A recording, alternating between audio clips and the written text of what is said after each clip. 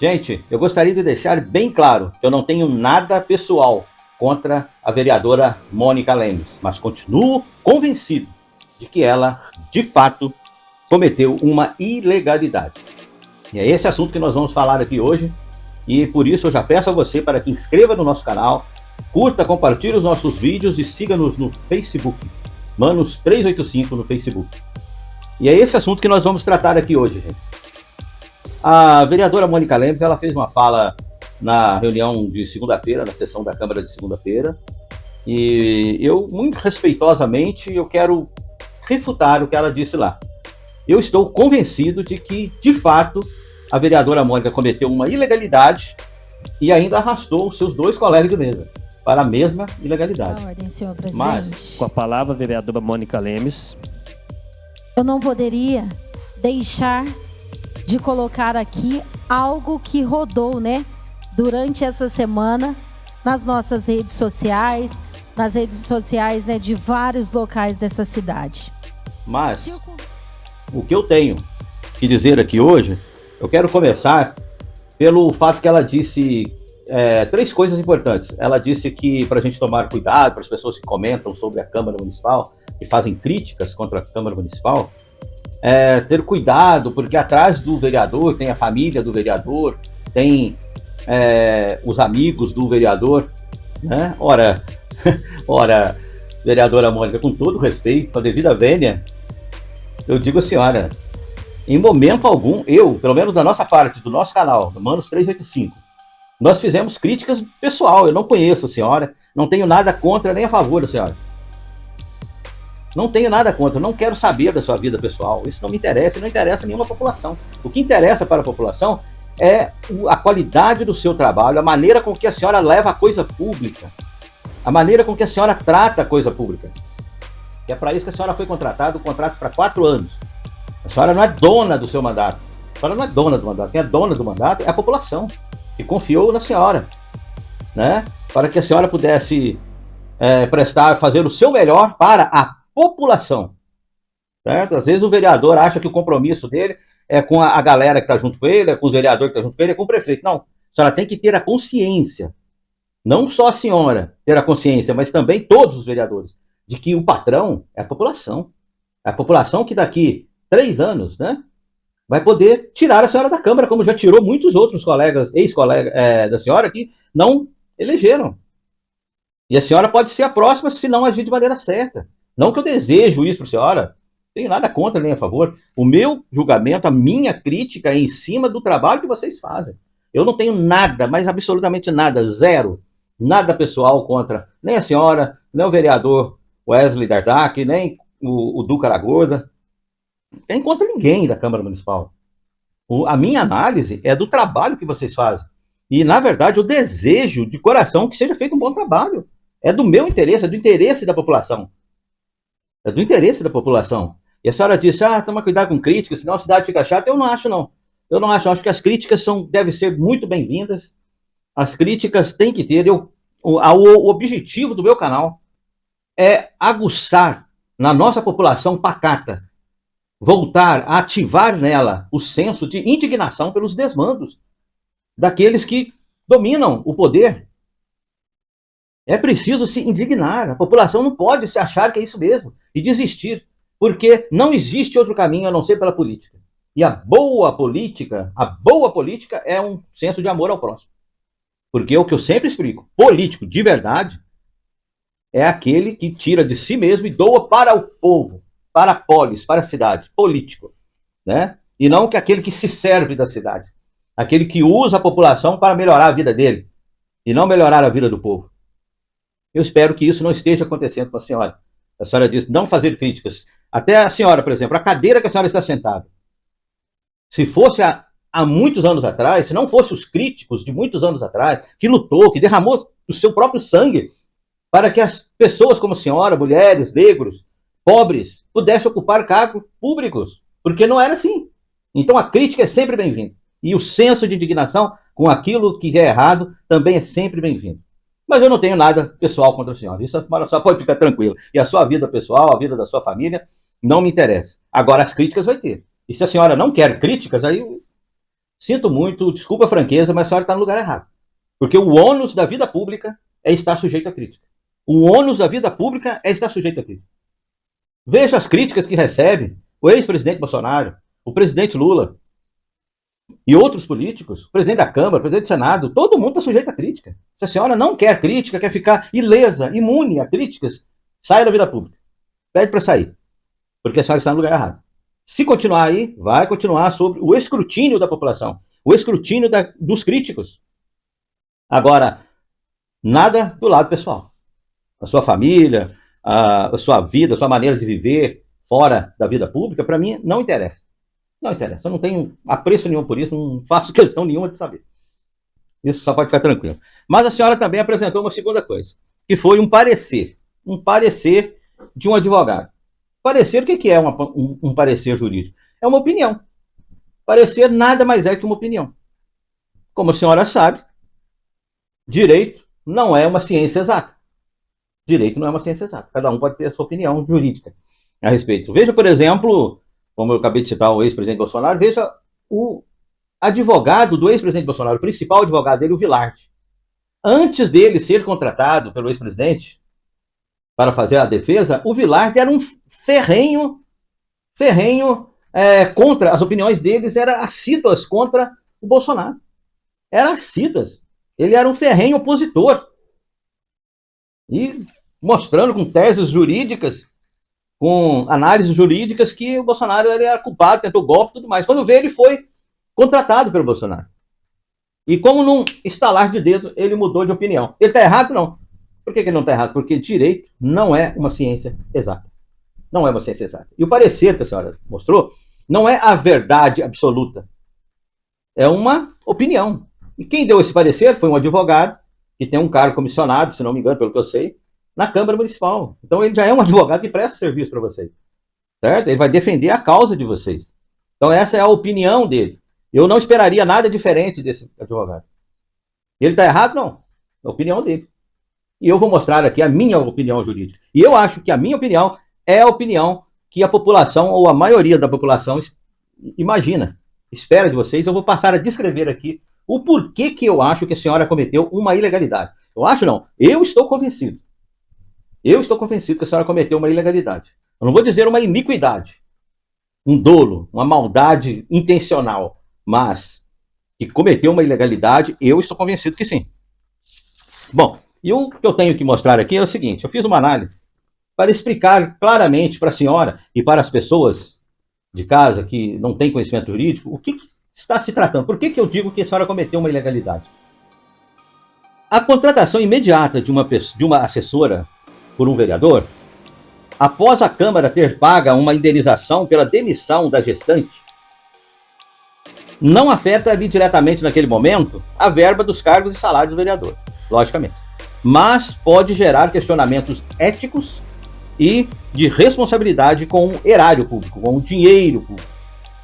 Entende? Isso pode gerar uma dúvida para a população se essa pessoa agiu idoneamente ou não. Se ela pensou na população ou se ela pensou nela mesma.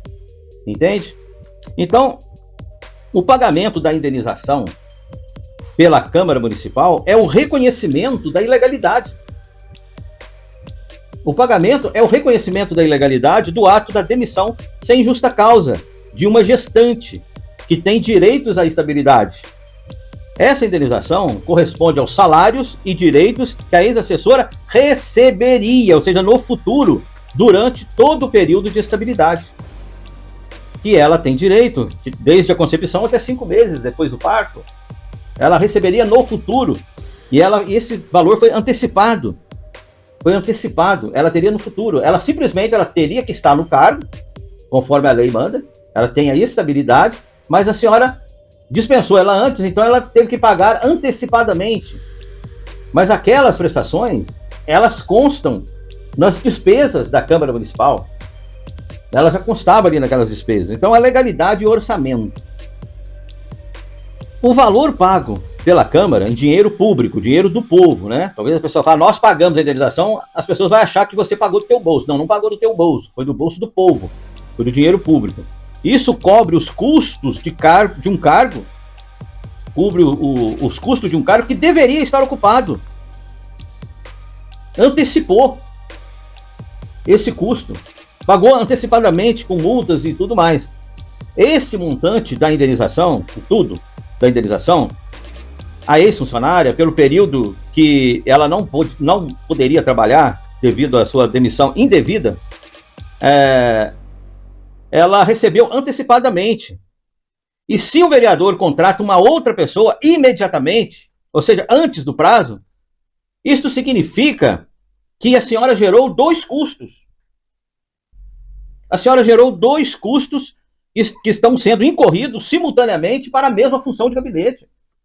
A senhora está pagando o salário de uma assessora que deveria ainda estar contratada, embora afastada, mas deveria estar contratada, e a senhora contratou uma outra que não é prevista em lei. Quer dizer, é como se a senhora tivesse 3 assessores, o que eu já acho um absurdo 2. Acho que o presidente talvez precisa de 2, mas o vice-presidente e a secretária, 2 assessores, eu acho um absurdo. Eu acho um absurdo, uma norma que tem que mudar. Mas, entendeu? Só ficou praticamente com 3 assessores durante esse período. Aí que está a ilegalidade, aí que está a imoralidade, né? Então, a contratação para a mesma função, ficou 2 custos para a mesma função nesse período. O valor da indenização que a senhora pagou, os salários antecipados do período que a gestante tem que ficar afastada por direito, e mais um novo salário, quer dizer, um novo custo, né?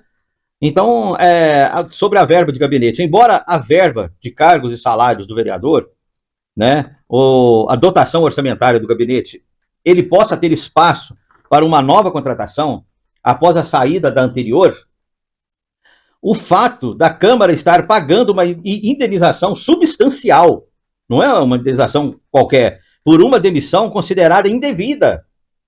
Isto gera dano ao erário público, isso gera dano ao dinheiro público. Entende?